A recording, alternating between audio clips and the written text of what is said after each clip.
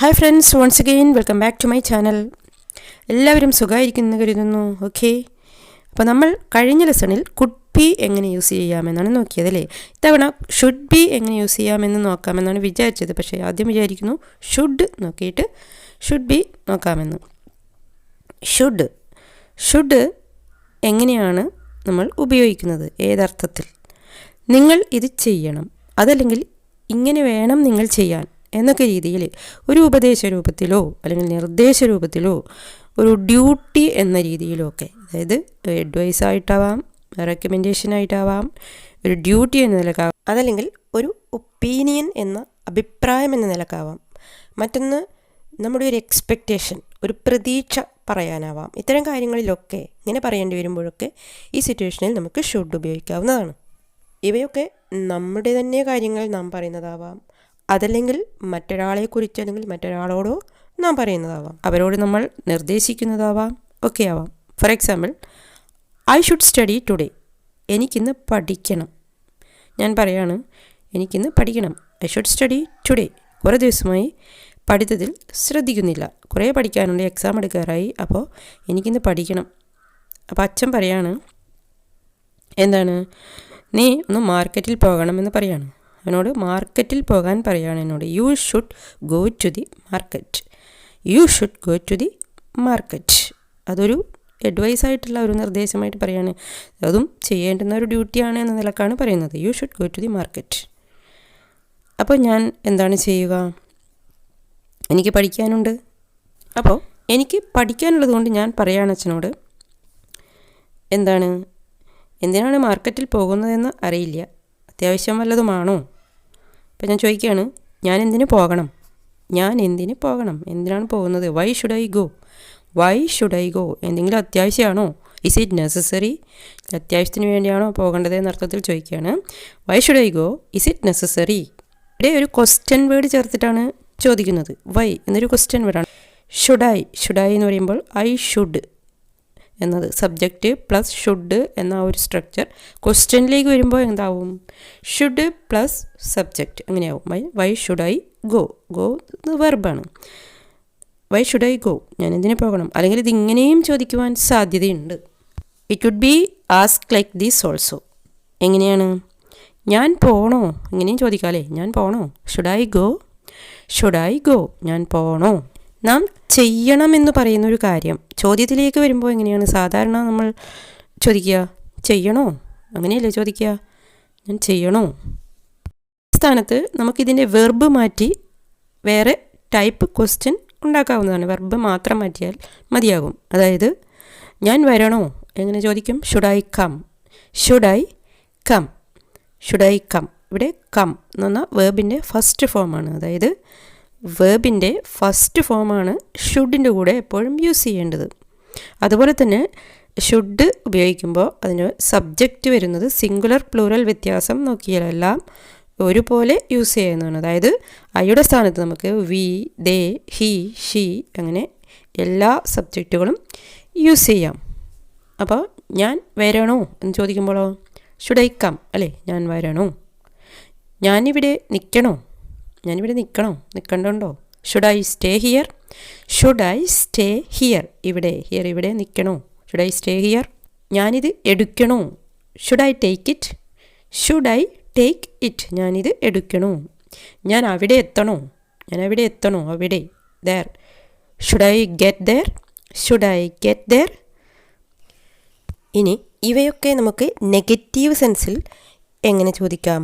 Negative സെൻസിൽ ഞാൻ വരണോ എന്നത് ഷുഡിൻ്റ് ഐ കം? ഞാൻ വരാൻ പാടില്ല, ഞാൻ നിൽക്കാൻ പാടില്ലേ?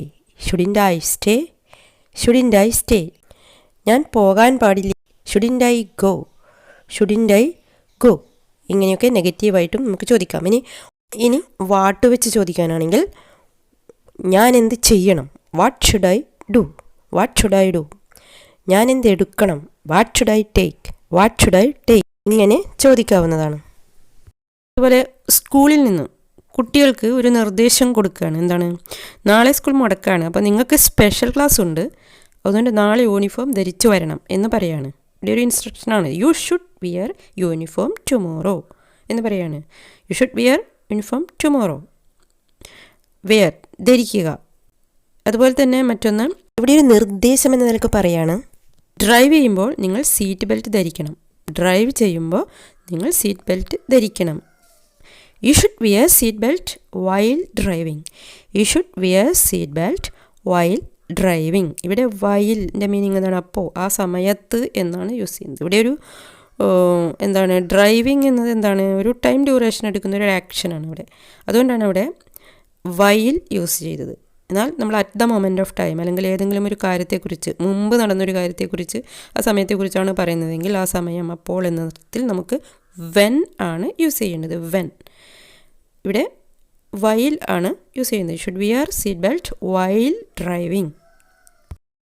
ഇനി അതുപോലെ ഷുഡ് നോട്ട് വെച്ചിട്ട് നെഗറ്റീവായിട്ട് എങ്ങനെ യൂസ് ചെയ്യാമെന്ന് നോക്കാം. വളരെ സിമ്പിളാണ്. അതിനോട് നോട്ട് ചേർത്ത് പറഞ്ഞാൽ മതിയാവും. ഇപ്പോൾ കുട്ടികളോട് പറയുകയാണെങ്കിൽ, നീ കളിച്ചുകൊണ്ടിരിക്കുന്ന ഒരു കുട്ടിയോട് പറയുകയാണ്, നീ ഇപ്പോൾ കളിച്ചുകൊണ്ടിരിക്കുകയല്ല വേണ്ടത്, നീ ഇപ്പോൾ പഠിച്ചുകൊണ്ടിരിക്കുകയാണ് വേണ്ടതെന്ന്. ഇപ്പോൾ കളിക്കേണ്ടുന്ന സമയമല്ല എന്ന് പറയുകയാണ്. You should not playing right now. You should not playing right now. Playing right now എന്ന് വെച്ച് കഴിഞ്ഞാൽ എന്താണ്? ഇപ്പോൾ പ്രസൻറ്റ് സിറ്റുവേഷനിലാണ് ഇത് പറയുന്നത്. അതുകൊണ്ടാണ് പ്ലേ എന്ന വേർബിൻ്റെ കൂടെ ING ഫോം, പിന്നെ അതുപോലെ റൈറ്റ് എന്ന് പറഞ്ഞു കഴിഞ്ഞാൽ ഇപ്പോൾ, ഈ സമയത്ത് എന്നാണ് അർത്ഥം. You should not playing right now. എന്താണ് ചെയ്യേണ്ടത്? നീ ഇപ്പോൾ പഠിച്ചുകൊണ്ടിരിക്കുകയാണ് വേണ്ടത്. You should studying right now. You should studying right now. ഇപ്പോൾ നീ പഠിച്ചുകൊണ്ടിരിക്കുകയാണ് വേണ്ടത്. തന്നെ കുട്ടികളോട് നീ ആ പൂ പറിക്കരുത് എന്ന് നമുക്ക് രണ്ട് രീതിയിൽ പറയാം. ഒന്നെങ്ങനെയാണ്? ഒന്നൊരു ഓർഡർ ഇടുന്ന രീതിയിൽ വേണമെങ്കിൽ പറയാം, ഡോണ്ട് പ്ലക്ക് ദ ഫ്ലവർ എന്ന് പറയാം, അല്ലേ? ഡോണ്ട് പ്ലക്ക് ദ ഫ്ലവർ, പൂ പറിക്കരുത്. മറ്റൊന്ന് ഒരു ഉപദേശ രൂപത്തിൽ പറയാം, പൂവല്ലേ, അത് അവിടെ ഇരുന്നോട്ടെ, അത് കാണാൻ ഭംഗിയാണ്, പൊട്ടിച്ച് കളയരുത് എന്നൊക്കെ നമുക്ക് വളരെ സോഫ്റ്റായിട്ട് പറഞ്ഞ് മനസ്സിലാക്കിക്കൊണ്ട് പറയാം. You should not pluck the flower, അങ്ങനെയും പറഞ്ഞു കൊടുക്കാം. You should not pluck the flower എന്ന് സോഫ്റ്റായി പറയാം. നെവർ യൂസ് ചെയ്യുന്നത് നെഗറ്റീവ് സെൻസിൽ തന്നെ, നോട്ട് ഉപയോഗിക്കാതെ നെവർ എങ്ങനെയാണ് യൂസ് ചെയ്യാൻ നോക്കാം. പേരൻസിനോട് മോശമായിട്ട് സംസാരിച്ചൊരു കുട്ടിയോട് അഡ്വൈസ് ചെയ്യാണ്, നീ നിൻ്റെ അമ്മയോട് ഇതുപോലെ ഒന്നും പറയാൻ പാടില്ലായിരുന്നു എന്ന് പറയാണ്. നീ നിൻ്റെ അമ്മയോട് ഇതുപോലെ ഒന്നും പറയാൻ പാടില്ലായിരുന്നു.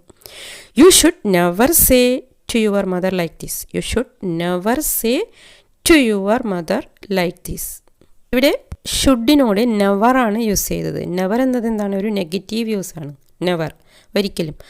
പിന്നീട് ഈ സെൻറ്റൻസിൽ പിന്നെ നോട്ട് എന്ന ഒരു നെഗറ്റീവ് ഉപയോഗിക്കേണ്ട ആവശ്യമില്ല. അതുകൊണ്ടാണ് അവിടെ നോട്ട് ഉപയോഗിക്കാതെ നെവർ എന്ന് മാത്രം യൂസ് ചെയ്തത്.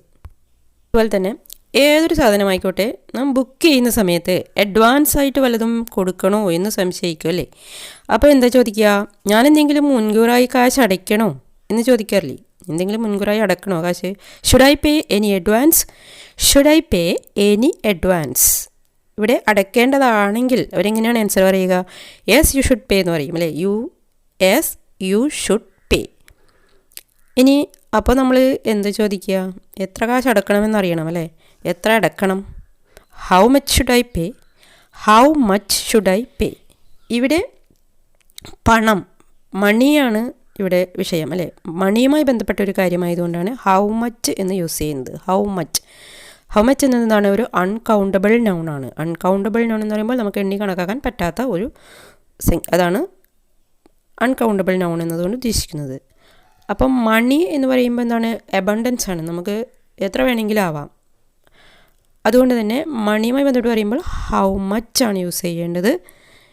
If it is a countable noun, എണ്ണി തിട്ടപ്പെടുത്താൻ കഴിയുന്നവയാണെങ്കിൽ we should use how many. Instead of how much. Okay, അപ്പോൾ ഷുഡിൻ്റെ യൂസേജ് വളരെ സിമ്പിളാണ്. മനസ്സിലായിട്ടുണ്ടാവുമെന്ന് കരുതുന്നു. മറ്റു ടോപ്പിക്കുമായി നെക്സ്റ്റ് ടൈം വരാം. അതുവരേക്കും ബൈ.